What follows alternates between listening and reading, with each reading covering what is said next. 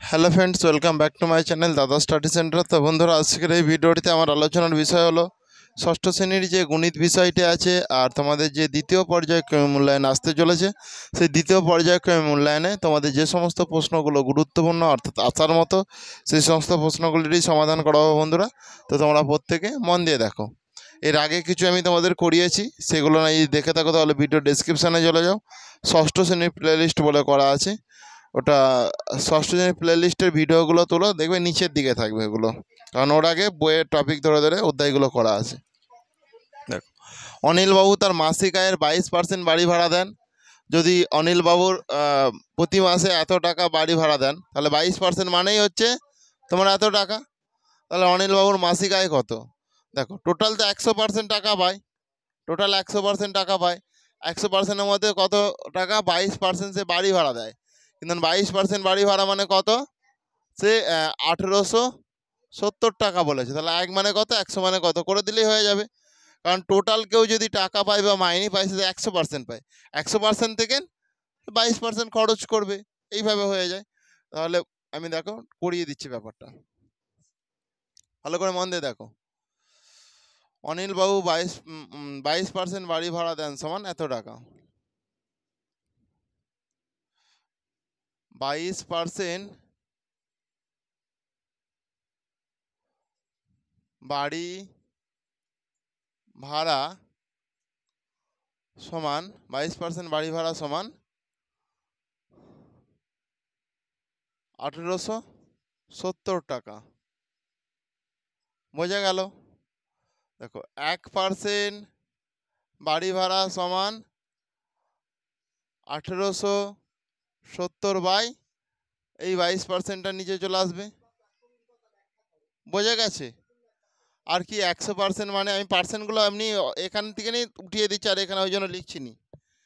100% বাড়ি ভাড়া সমান 1870 বাই 22। যদি এখানে পার্সেন্ট দাও, তাহলে এখানে তো গুণ আকার উপরে এখানটায় পার্সেন্ট হবে। তুমি এই পার্সেন্ট আর এই পার্সেন্ট কেটে দাও, ঠিক আছে? ওই জন্য আমি আর করলাম না ওখানে। দেখো, 11 দুগুণে 22, 11 1 11, 11 7 77 আর শূন্য। দেখো, 2 50 100। তাহলে এই দুটো শূন্যর জন্য আগেই দুটো শূন্য বসে গেল। 5 7 35, 5 হাতে থাকে 3, 5 একে 5 আর 3 8। আমি জাস্ট মনে মনে গুণ করে নিলাম, তোমরা না যদি পারো 170কে 50 দিয়ে গুণ করবে। শুনতে পেয়েছ? তাহলে এত টাকা হয়ে গেল। এই পার্সেন্টেজগুলো আমি এত আগেই মানে মনে মনে উঠিয়ে দেওয়া, দেওয়ার এখানে প্রয়োজন নেই। তবে অনিলবাবুর মাসিক আয় কত হিসাব করি। অতএব অনিলবাবুর মাসিক আয়, অতএব অনিলবাবুর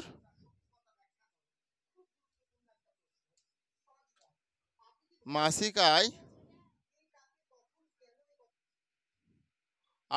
8,500 টাকা। বোঝা গেল? অসুবিধা নেই তো, করে নাও।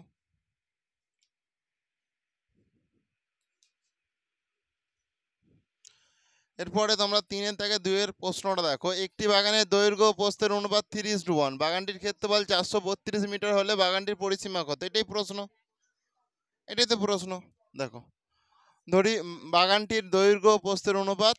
দেখো, প্রশ্নতে যেটা আছে সেটা আগে লিখছি। বাগানটির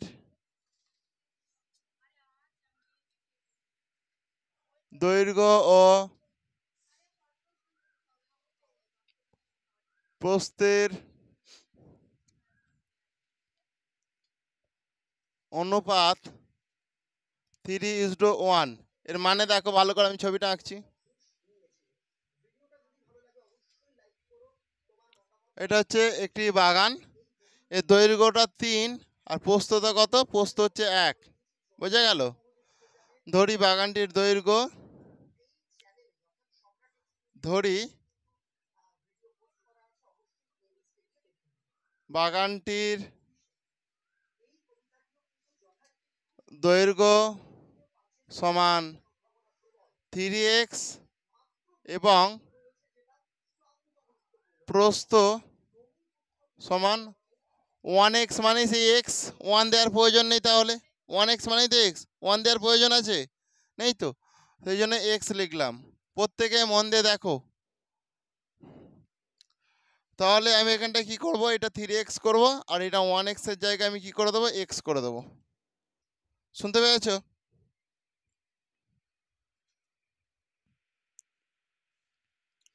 দেখো এরপরে বলেছে, দেখো বাগানটির ক্ষেত্রফল, বাগানটির ক্ষেত্রফল এটা বলে দিয়েছে। তোমরা আয়তক্ষেত্রের ক্ষেত্রফলের সূত্র বলো। আয়তক্ষেত্রের ক্ষেত্রফলের সূত্র কি? সেটা হচ্ছে পরিসীমা, 2 ইন্টু দৈর্ঘ্য প্লাস প্রস্থ হচ্ছে পরিসীমা। ক্ষেত্রফল, ক্ষেত্রফল হচ্ছে দৈর্ঘ্য গুণিতক প্রস্থ। ক্ষেত্রফলের সূত্র হচ্ছে দৈর্ঘ্য গুণিতক প্রস্থ। আর এখানে দেখো ক্ষেত্রফলটাই দেওয়া আছে, বোঝা গেছে? তাহলে আমরা এখানটায় দেখো প্রশ্নানুসারে বা শর্তানুসারে যে যা ইচ্ছা লিখতে পারো। প্রশ্নানুসারে তাহলে আমার দেখো দৈর্ঘ্য কত, আমি এখানে কত ধরেছি, 3x গুণিতক প্রস্থ কত x সমান কত আমার 432। দৈর্ঘ্য গুণিতক প্রস্থ মানে তো ক্ষেত্রফল, তাহলে ক্ষেত্রফল আমার এখানে কত বলেছে, 432। তাহলে প্রশ্নতে 432 বলেছে, কিন্তু আমরা কি জানি এখানে হচ্ছে আমাদের 3x into 4x, 3x into x. তাহলে 3x ইন্টু এক্স মানে 3x স্কোয়ারকে বোঝায় সমান 432, বোঝা গেল?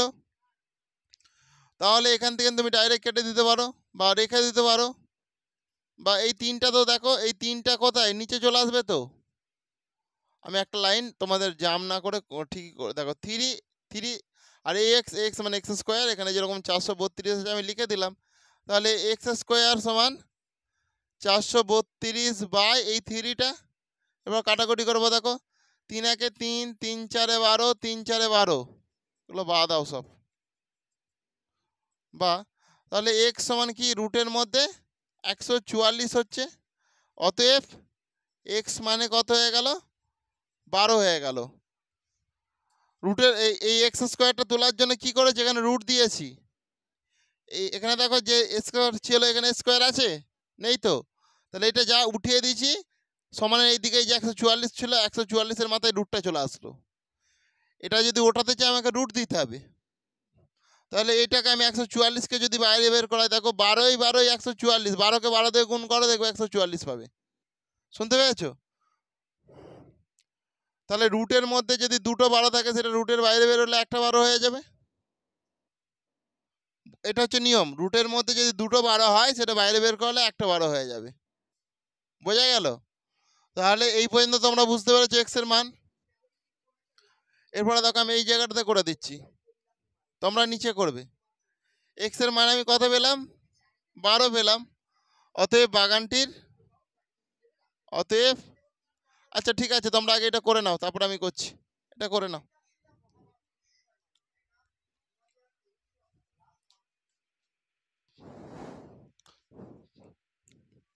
তো তোমরা এখানে ভালো করে লক্ষ্য করো, এক্স এর মান যেহেতু আমি 12 পেয়েছি, দেখো দৈর্ঘ্য কত ধরেছিলাম 3x, আর প্রস্থ ধরেছিলাম x, দেখতে পাচ্ছ?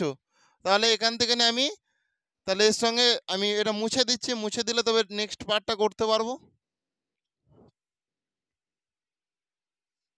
দেখো তাহলে এক্স এর মানটা শুধু রাখছি। অতএব বাগানটির, অতএব বাগানটির দৈর্ঘ্য সমান, আমি কত ধরেছিলাম, 3x ধরেছিলাম। তো 3x কি আছে এখানে, মিটার,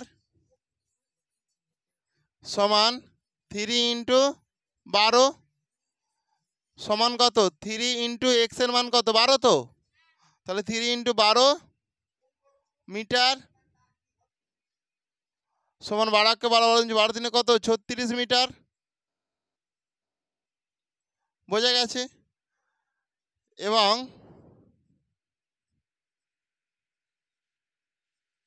বাগানটির প্রস্থ সমান এক্স মিটার, এক্স এর মান কত পেয়েছি, 12 সমান 12 মিটার। এখানটায় সাইডে, এখানটা সমান 12 মিটার করে দাও,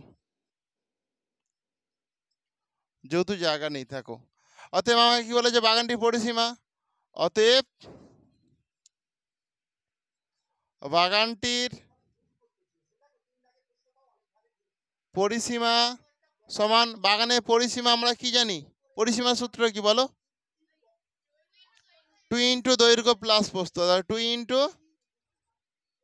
দৈর্ঘ্য প্লাস প্রস্থ, এটা আমরা জানি সমান, এইটাই লিখে দিচ্ছি। তাহলে 2 ইন্টু দৈর্ঘ্য প্লাস প্রস্থ, এখানটায় মিটার লিখছি, সমান 2 ইন্টু দৈর্ঘ্য কত এখানে আছে বলো? 36। প্রস্থ কত আছে? 12 মিটার। তার মানে দেখো 2 গুণিতক 36 আর 12 যোগ করো, 8 4 48 মিটার। এবার একে 2 দিয়ে গুণ করো, 8 দুগুণে 16, 6 থেকে 1, 4 দুগুণে 8 আর 1 9, তাহলে হয়ে যাবে 96 মিটার।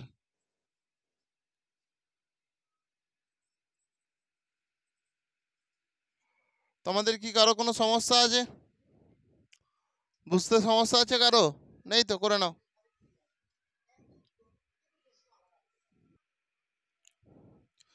তো তোমরা প্রত্যেকে মন দিয়ে দেখো। আমরা জানি, দেখো এখানে বলেছে গুণক 7.26 এবং গুণফল এত। গুণফল বলে দিয়েছে 913.5984 হলে গুণ্য কত? গুণ্য আমাদেরকে নির্ণয় করতে বলেছে।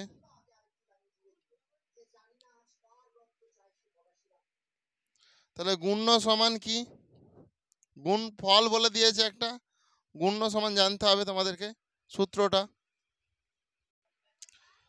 এরপর তোমরা প্রত্যেকে 3-এর থেকে অঙ্কটা ভালো করে মন দিয়ে দেখো। বলেছে সংখ্যার একার সাহায্যে যোগফল নির্ণয় করো। +15 -8, তাহলে +15 আর -8 আছে। তাহলে প্রথম কাজ আমার কি? 0 থেকে 15 ঘর পর্যন্ত যাওয়া। 0 থেকে 15 ঘর মানে এখান পর্যন্ত আসা।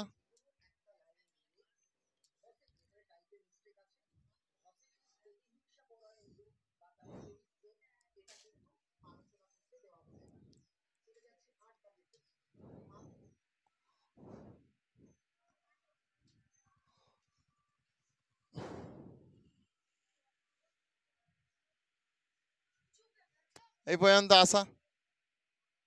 তাহলে এটা আমার কি হয়ে গেল? এটা +15 হয়ে গেল। বোঝা গেল? এরপর কি বলেছে? -8 মানে 8 ঘর এদিকে আসবো।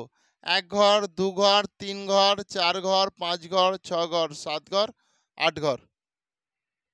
8 ঘরে এখানে আসছে মানে +7 পর্যন্ত আসতে হবে তোমাকে।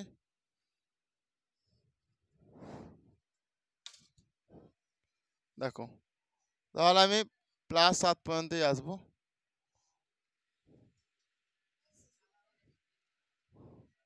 দেখো এইদিকে তুমি 8 ঘর পেয়েছ, তাহলে এটা -8, -8 আছে মানে 8 ঘর পর্যন্ত তুমি ফিরে আসছো।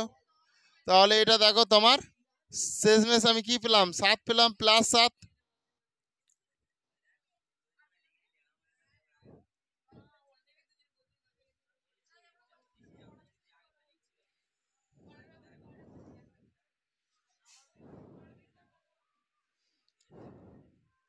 +7ই হবে তোমাদের সঠিক উত্তর। দেখো তাহলে উত্তর +7। বোঝা গেল? কারো কি অসুবিধা আছে? নেই তো? করে নাও। মোটামুটি সংখ্যা রেখা আসলে তোমরা করতে পারবে। বুঝে গেছো তো ভালোভাবেই? ঠিক আছে। দেখো এরপরে তোমরা 2-এর দাগের অঙ্কটা ভালো করে দেখো। -8-এর চেয়ে বড় 4টি ধনাত্মক পূর্ণ সংখ্যা বলেছে। তাহলে ধনাত্মক মাইনাস বড় ধনাত্মক, এটা তো আর রি হলে তো এরকম হতুক। তাহলে এটা ধনাত্মক 4টি পূর্ণ সংখ্যা বলেছে। তাহলে 1 2 3 4 হয়ে যাবে। 1 2 3 4। -8-এর থেকে এগুলো বড় তো, এটা হবে। -5-এর পরম মানটি লেখো। তাহলে -5-এর পরম মানটি কি হবে? 5। -5-এর পরম মানটি হলো 5। করে নাও, প্রত্যেকে করে নাও।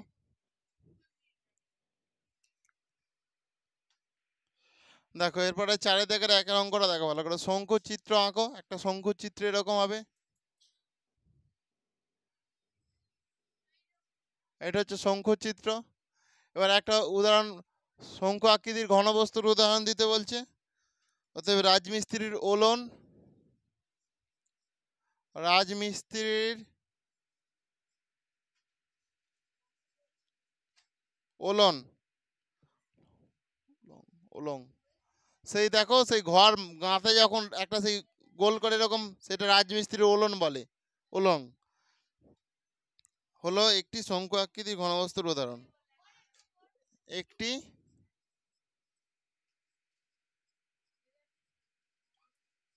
শঙ্কু আকৃতির ঘনবস্তুর